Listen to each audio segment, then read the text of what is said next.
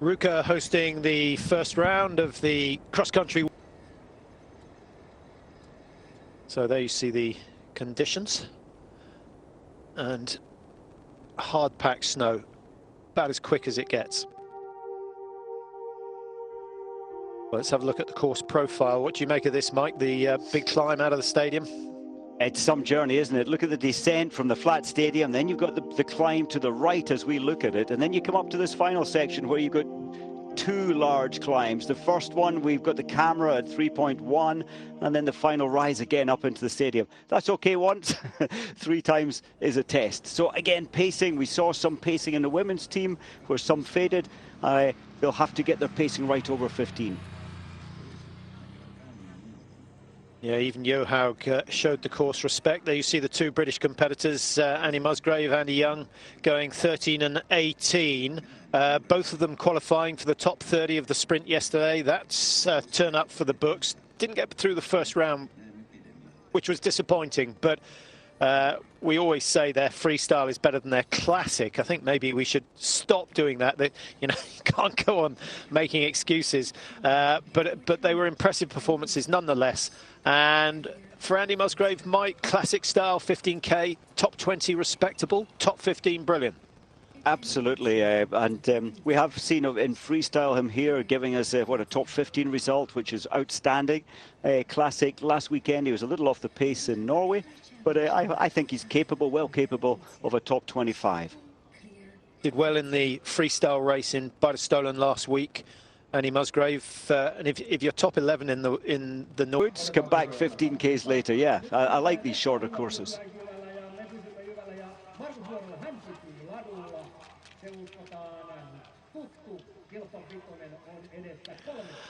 So welcome to day 2 of the cross-country World Cup season. We're in Ruka, as we have been for many, many years, and conditions better than they've been for many, many years. A little bit of blue sky, the tracks are firm, hard-packed, and the track's relatively fast. We saw that earlier on today in the women's 10-kilometre, won by Taran, who's been doing some pre-season racing up in Vuokatti. Now, a man from Davos, Rush, yeah, he'll have positive memories from Finland. In the 1st of March, he was part of that second position relay team in the relay there, World Cup relay. Beginning, then you drop fast down picking up speed of 55, 60 kilometers an hour out of the stadium, and then you start your work after about 1 minute again. Andreas Katz for Germany, 7 seasons he's been on the team. His last race, his last FIS, but the first World Cup of the season is always a shock, and it will be for this man. Einarsson, Iceland, you see the badge there, but he changed from Norway, changed nationality 2016, and he's done very well. He came 34th in the 50 kilometre and 15 kilometres. You do need 3 hours before, some food, and then of course warm up before you finally set out on these tracks. Good warm up. Yeah, it's a calm on the outside. I think inside the belly is rumbling, the butterflies. Only -4 degrees. We've had it, down to -16 during this first week. Eisenlauer, well, 24th he was at the World Cup in Lahti in early March. Axel Ekström, member of Mora Ski Club. I think he lives in Östersund, actually. Most of the cross-country and biathlon athletes living in Östersund, you have to have the facility. So Andrew Musgrave in the background putting in a good final warm-up as Renaud G hits the line. Well, he's more of a sprinter. I really thought yesterday we'd be seeing some of the French team into the top, into the fight. Number 12, Salvadori from Italy.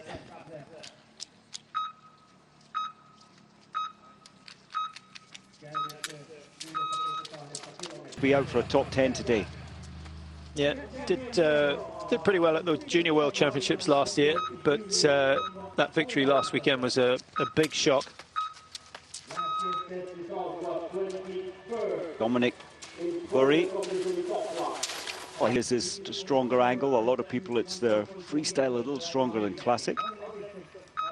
Now, Friedrich Moch Medalled at the Junior World Championships last year, got himself 2 silvers, one in the 10-kilometre Classic, one in the 30. Big box. Salvadori, certainly looking at him before the race there, he's well pumped up for this. 30th in Oslo, and that's good when you can get thought that today. Top 15, top 10. And here is Andrew Musgrave, now at the age of 30. He knows it's next Olympics or never for him. 3 times he's finished in the top. You pay a heavy, heavy price. He never really got into his top stride all the way through last year. Yes, and but certainly back this year. And here's another exciting talent, 20-year-old from Anchor. 1-2 for Norway in the men's sprint, a 1-2-3 for Sweden in the women's sprint. And then, of course, earlier on today, Therese Johaug, fabulous performance from her to win the women's 10. Andrew Young through to the quarterfinals. But remember that day, what, 19th of December, back 2015, when he placed himself on the podium. I believe we'll see him there again. And often it's strategy, isn't it, to get round in those heats through to the quarters, then through to the finals. The confidence they must now have deeply inside that they can match. They know they can match the best. And in a small team, in a small budget, I think it's incredible. Lepistu should just squeeze inside Hirsch's time and get the green light. He does. 3.5 to play with, and his style and his tempo reminding me a little bit of Lynn Svan, who was racing earlier on this morning. Just very smooth, doesn't look rushed, doesn't look as though he's in a race at all. That's the way to do it, isn't it? Efficient. Here's attacking start now from Shemikov. On the watch on your time for your starts, of course you have. You've got to plan those start times down to obviously the correct time.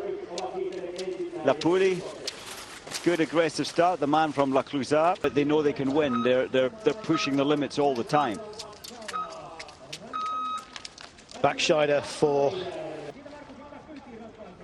big guns now. Klæbo actually going off number 64. He's got a late start. And then, of course, Bolshinov goes off 1 minute behind him. That's going to be a very, very simple calculation to see who's coming out on top between the two. Musgrave looks relaxed. Yeah, he looks relaxed. I was just going to say, Mike, he went through 1.2, down in 10th position at 1.2. 3.2 off the pace. Now, it's not unheard of to see him leading the way at 1.2. I think he's learned that those explosive starts, especially on a course like this one here in Ruka, can be very expensive come the last couple of Ks. You know, and I think that's all part of the personality type, isn't it, that can create great things. And remember the 50 kilometres at the World Championships, 4th position, that was a great day. But I think you're right, he's learned how to control that, hold back that enthusiasm, and this is a wonderful start, 2.5 ahead of Boroma. Yeah, just starting to wind it up now. Technique looks good and fluent. Now, Jonas Baumann.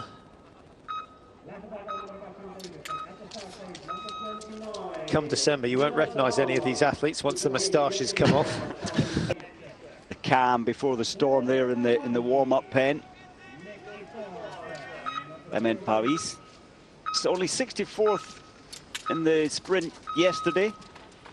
So, well, you've got Andrew Musgrave, hopefully not. But De Fabiani absolutely specialises, feels better in his classic skis.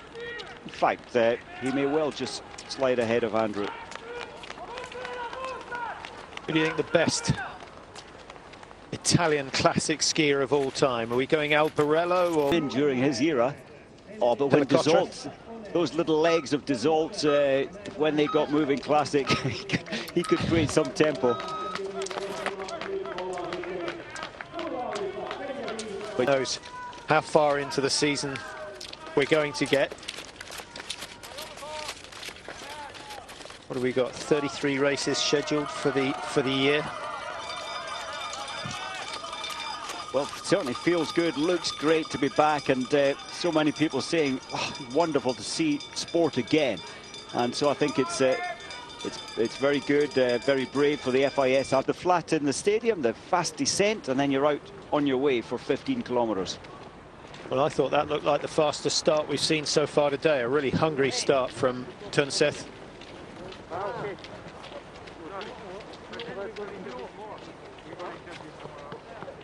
21 is Semikov. Huge effort going in there up the, well, at 3.1 kilometers. Drive and so much compression through the legs. Yeah, he got a good result in Lahti last year, 4th in a 15-kilometer classic on that occasion. And it's not a dissimilar profile, really. The steep climbs up smallish hills, flat section and then back down again. It's more like an interval session racing around here. Good. Now, last year's champion, Ivan Niskanen. Doesn't win too many, only won 2 races last year, but when he does, he looks fantastic. Just occasionally hits a rich vein of form. World champion, back from the Lahti World Championships. That was a stunning race when Sundby was blown away. It would be nice to see Niskanen on that sort of form. Loves the attention of being at home. He has the respect that he wants to win at home. He will challenge, I think, the best today, and this man could be one of his main rivals. Yeah, maybe more tomorrow in the freestyle. And just found wanting a little bit in the classic race, but may change that round today. Surota, always dangerous. 32 now, very, very experienced. 4 wins in his career. And there, he's carrying speed over the first descent.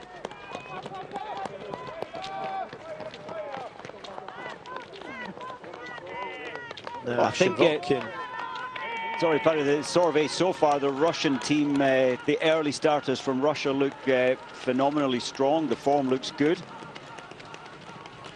Dynamic.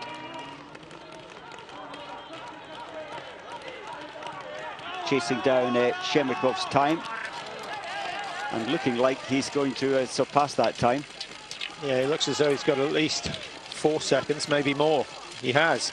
6.2 to play with for Shivotkin, and that's setting quite a mean target as we watch Andy Musgrave up to 6.2. When he went through 3.1, he had the lead, and he's got the lead at 6.2 again, just starting to wind it up, but never easy starting so early. You don't know what the others are doing until you go through the stadium and you get splits from the coaches.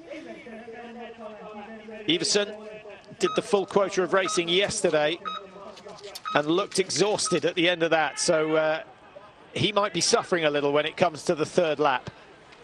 Oh, 4 times around, 1.4 kilometers at full pace yesterday. Incredible, isn't it? He came 3rd yesterday. That's got to be a factor in his legs and his feeling, but often the recovery is so quick.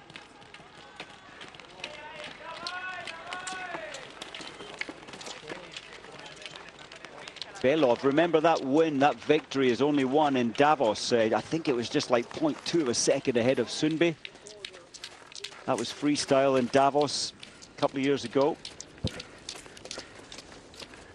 And Sundby, he knows how to win on these tracks, but unfortunately way off the pace. 2 minutes, he was 2 minutes 18 behind last weekend.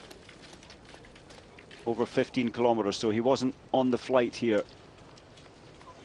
The Fabiani wearing 16, just going past Clay of Switzerland, and pretty much the same. He's taken another second out of Musgrave over the last 3.1 kilometers. So those two skiing at more or less the same speed. I suspect he's getting his splits off Andy Musgrave, which is quite useful.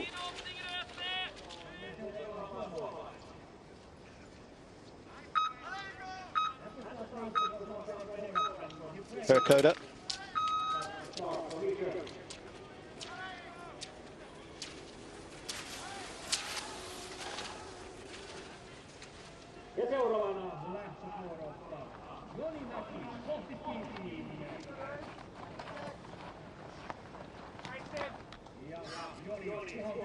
Just get the feeling there's an air of confidence in the Russian team, Mike. Just the way they're walking around, they all look immensely strong. They probably do a little more strength training than many of the teams. Yes, watching some of their sessions on YouTube, there's the tough 1 hour sessions they push in the gym. And you see them down in Ramsau as well in the summer months, up skiing in the morning. They're out training on the tracks in the afternoon, but in the open, doing some brutally hard strength training in the forest. And even on the shoot at the edge of the shooting range down there in Ramsau. Yeah, I always like the fact that their strength training is usually done in the woods outside a log cabin with stones and Hessian ropes and logs. Ivarinen, fourth position, he's 10 seconds off the pace. And Bjornstad underway. 86 starters in all, so we're just over the halfway mark at the start of this men's 15K. And the big guns still to go.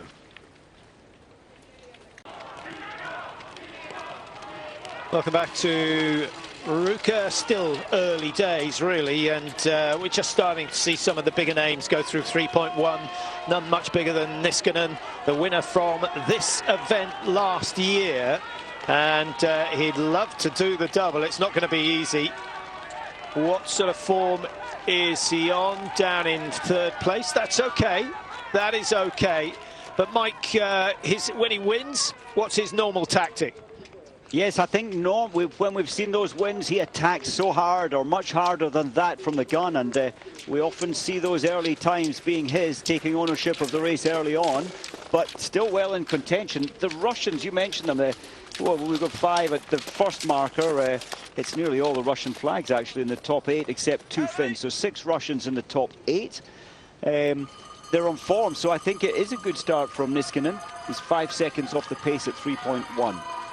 Yeah, it'd be interesting. Last year when he won, Mike, he was 10th at 1.2, second at 5, and then Niskanen led the rest of the way. The strong athletes are starting at that time, and if he can get in behind or race alongside some of the strong athletes with 5Ks less in their legs, he will be seeing all the advantages in that.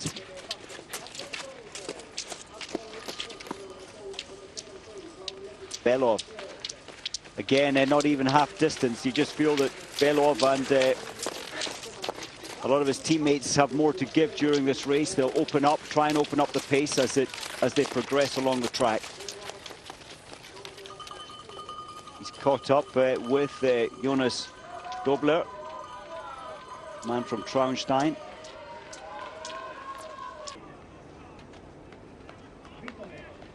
So through 10K, and Andrew Musgrave, who started early, as you'll be aware, setting a pretty good pace. I'm sure he's pretty happy with that.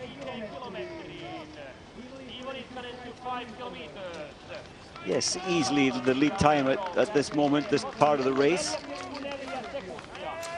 Niskanen moved up into third place at 5 kilometers, only 4.4 seconds behind Shavotkin. Yeah, Niskanen not through the 6.2 as yet. Shavotkin with the fastest time there of the start gate.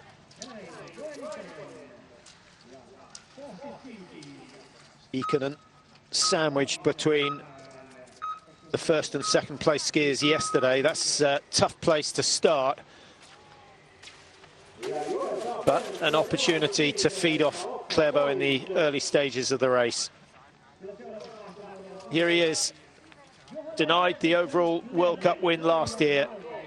Bolshinov in the end just too strong, but Klæbo still the king of the sprints and dangerous in every race he enters. Very much better, I would say, Mike, at the mass start races, the pursuits, than the time trials. Yes, he was impressive last year. Of course he was. He's always impressive. He won here last year the 3-day stage tour, and the year prior to that as well, he was challenging. And I remember thinking he's not so good as an athlete out on his own or a time trial.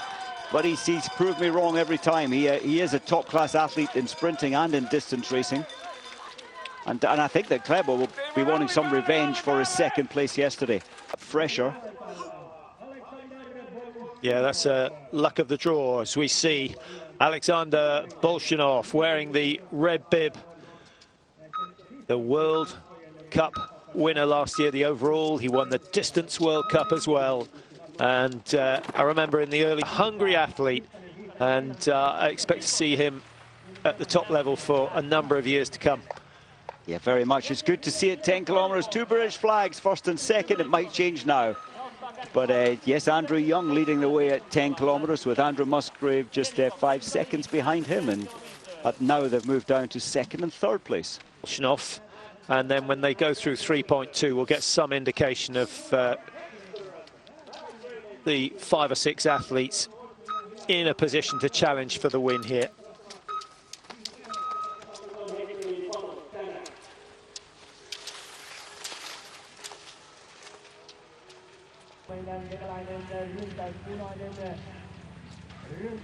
Welcome back to Ruka, as we see Shavotkin of Russia just coming through up to the 10-kilometer stage. Another 5K to go. He knows exactly what pain he's about to suffer, but this time he can lay it all down on the line. 15 seconds to play with over his teammate Shemikov. Musgrave still up in the top positions. Andrew Young's had a really good race so far, Mike. Yeah, very impressed with that, and he was luckily, in a sense, got in behind Iversen. Now that's a very fast athlete to jump in behind, so hopefully he can try and stay there for the whole lap. But yes, Andrew Young, that is brilliant in classic technique over the distance. Yeah, 5 seconds taken off Musgrave over that first 10K, so a bit of a battle of the Brits going on out on the tracks at the moment. They're both halfway around their final lap, with Musgrave starting 13 and Andrew Young just 2.5 minutes behind him. Just looking at how the skis are working, Patrick, the grip especially, you need the grip to propel you forward, and I just feel the Russian team today, the grip has been as good as any, if not better than most, on the steep climbs.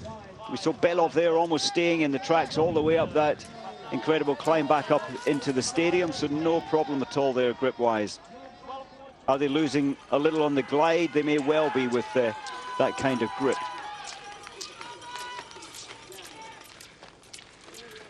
Mikey still performing very well at 6.80s, the mid-80s, the late 80s.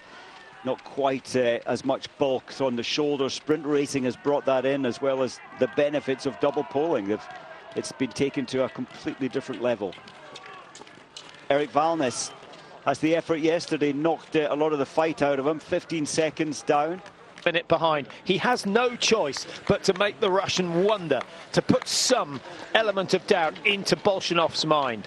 Yeah, very much. And then, of course, that part of the track you mentioned there from the start, the first kilometre, it's a very easy kilometre, and it's mostly about glide. So maybe Bolshinov has got fantastic grip, but possibly a little slower glide-wise than Klæbo.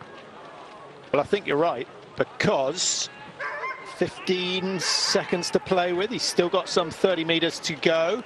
It's going to be close, but I would say that Klæbo has the advantage at the moment. Very much. I'm surprised. I thought Bolshinov would really attack this from the line. But is he wiser? He's still only 23-year-old, 24 at the end of the year, last day of the year. Is he just totally in control of his performance today? Opening up slowly. I suspect that may well be the case. Oh, well done, Andrew Musgrave, pushing firmly ahead of Niskanen. Andrew going into his finish, Niskanen going for another 5 kilometers. But that's going to be a strong finish from Andrew Musgrave. Try and clock his time as he comes over.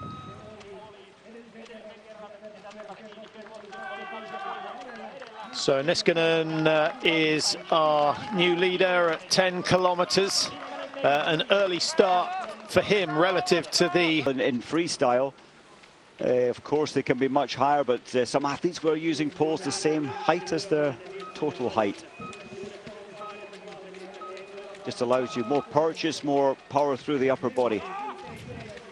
Iversen still with the second fastest time at 3.1. He was some 6 seconds off Klæbo's pace at 5. Iversen in second at 6.2 as well, so coming up to 10k, and be interesting to see whether he can just get the better of Shavotkin and Niskanen, who have the best times at 10k at the moment. Here he comes. Only got 3 seconds to play with. Niskanen is going to stay #1. And that, for me, Mike, is an indication that Niskanen decided to take the first 7.5 steady. He is starting to wind it up. He's gone past Shavotkin. He's gone past Iversen. And that's no easy task. So I think Niskanen has got his eyes on the trophy. You know, it looks very much that way. And at 3.1, we saw Niskanen, 4 seconds, 6 seconds off the pace. And shortly, Shemikov. Is he going to be inside Musgrave's time? I think Musgrave's put in a very good couple of final kilometres. I think he might survive the challenge. It's going to be very close. He'd certainly, in fact, Muzzy was ahead of Shemikov by 3 seconds at 13.1. Yeah, he's put in a very strong last lap. Oh, so close. Musgrave holds on to it, 34.37. And Shemikov goes second.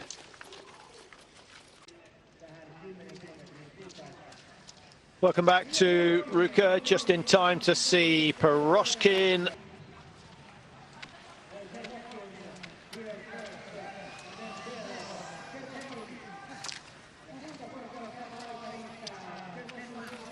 And 17 seconds to the margin, so a good finish from Shavotkin. And Niskanen really is picking up his pace, so a strong last quarter to Niskanen's pace coming up. Yeah, just wondering whether Niskanen's gone for the right tactics, because I'm not sure that he will be on Klæbo and Bolshunov's radar, having put in a relatively slow first lap. They won't have heard his name, and they might hear it too late by the time he's produced a stunning performance. We will find out. We'll try and update you on Niskanen. With the Russians there and the early finishers.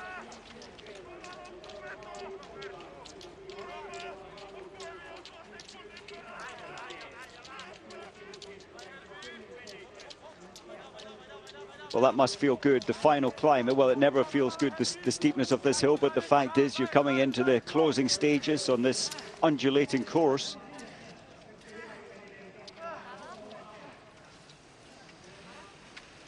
Ivarinen. You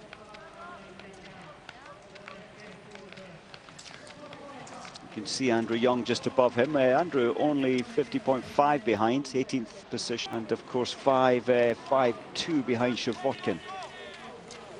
Well, Niskanen has really pushed the accelerator here. He needs to, because he had 0.8 of a second to catch up on Shavotkin, who's watching on nervously in the finish, and that slip will give Shavotkin a little bit of encouragement. It's not the first time we've seen Ivo slipping on the skis, and it just cuts all your momentum, and you do not want that on the steepest of climbs. 22 seconds to play with. I think Shavotkin's pretty safe here. It's going to be close, but I think Shavotkin has the advantage. He's beginning to realize that, and I think the slipping there, the skis not quite gripping up that climb. The Russians had perfect grip up that final climb. It could well have cost Niskanen this race. Well, it might have cost him more than one place. We've got Musgrave some 17 seconds behind Shavotkin, so he's staying, he's going down into third. Niskanen, 6.5. That was an astonishing performance, one of the best 50Ks ever. But off the pace certainly. Iversen's missed the win, but Niskanen is going to be denied second place. What an effort from the man who went all the way through to the finals in the sprint yesterday. Is very, very promising indeed as we watch Mikey of Finland. Is he going to deny Musgrave? I don't think he is. No, he's not. And of course, Andrew Young still in 12th place, Patrick. And you know, the bibs that are coming in now, they're bib 46, bib 50 coming up soon as well. So it's wonderful performance from the two Andrews. But even at the back of the field, Mike, there are some, you know, strong athletes. Hagström, 68. We got Richard Uve of France, 69. Oscar Svensson, number 70 for Sweden. But the big guns, the really big guns, really finish at 66, and that's the score was never going to make it. Shavotkin survives, and he just misses out on a top 10 finish. So Russia. Well, Shavotkin must have gone through the thought many times, even while sitting there, that this could be his day. But it looks like Klæbo is opening up his pace. He was 16.4 ahead of Shavotkin's time at 11.2. Next time check is at 13.1. Klæbo should be coming through very soon. Freddie Pellegrino, an out-and-out sprinter, really, Pellegrino, but he puts in some respectable performances over the distance as well. 12th season now, and what is he, 30 years old? I think he'll be disappointed the way things went yesterday. Didn't even make it through to the semi. After a defeat, and there aren't many, and he's doing just that today. But look at the expressions. It looks so effortless, and it's opening. The gap is opening up all the time. Oh, 17.7. 17.7. And that technique, it's not pretty, Mike, but already the most common technique. More and more are taking it up. The young Swedish athlete, Paroma, 19-year-old, he does it, so he's built that into his game already. And of course, Petter Northug used to do it. He kind of started it. And one place, and Bolshinov stays in 5 for now. He's got 10 seconds to play with over Musgrave. And if they give him a split on Andy Musgrave.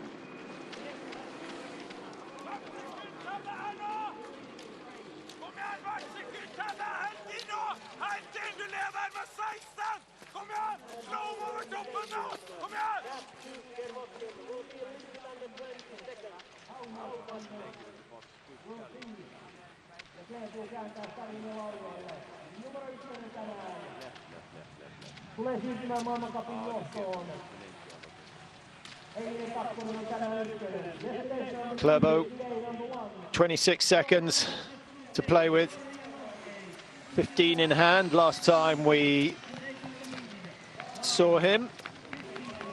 Well, a painful day for Bolshinov. He tried solid performance. In a small way, the ski's not gliding quite as fast as Klæbo, and never really was able to close the door at all. He is picking up his pace on the final kilometre, trying to limit the damage. He was 5th in this race last year, could well be much the same again this year.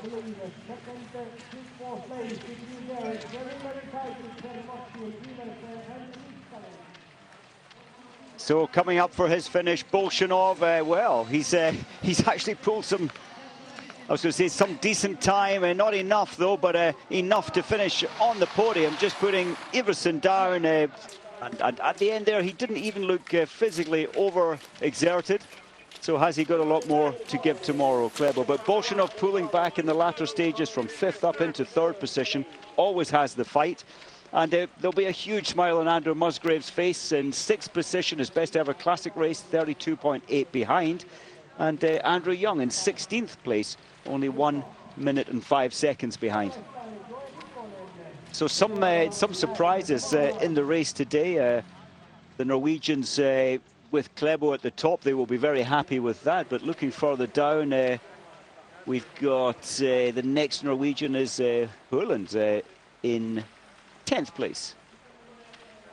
And I beg your pardon, of course, Iversen, I was searching there. The 15-kilometre pursuit for the men, the women racing over 10, everyone chasing Therese Johaug, who stomped to victory earlier on today. Looked very, very solid, Therese Johaug. And so many athletes, Mike, starting just a little slower than usual on the first 2-3K, coming through to do well. Johaug is one. Musgrave, really, for me, he started just that little bit slower than normal. Yes, and I think we alluded to the fact in his youthful earlier days he has so much fight, great capacity. He would attack the race full force from the gun. Andrew kept very controlled there, almost for the first 10 kilometers. He kept within himself and then unleashed an incredible final 5 kilometers. And that's certainly what helped him place up into 6th position today. Well, we'll take a quick break and we'll be back with a roundup of the results from the men's 15K. 4 just about down with 2 races to go here in Ruka. And you can see bottom left of your screen the name of the winner, Klæbo, 34.04. Just thinking in terms of last year, 35.17, the winning time from Niskanen. The conditions last year were generally just that little bit slower. Yes, they were. The tracks today quite glazed. I think there was no variation really in the tracks. The sun has dropped down, and of course local time 3 o'clock. It's darkness practically. But I don't think that affected the tracks. If anything, maybe a little faster as the temperature dropped down by, what, 1 or 2 degrees.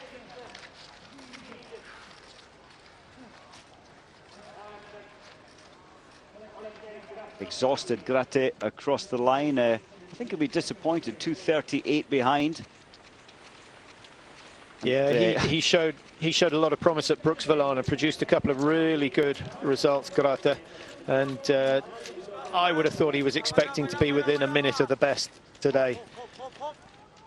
Yeah, disappointing. Hanneman putting a good final punch into this race, 3:04 behind at the moment. That'll place him down in the 60s, maybe 70s by the time he crosses the line. Yeah, the American men struggling to repeat the success of the American women over the last couple of years. We've got Gus Schumacher down in 39. Diggins looked okay. Brennan struggled a little bit this morning in the women.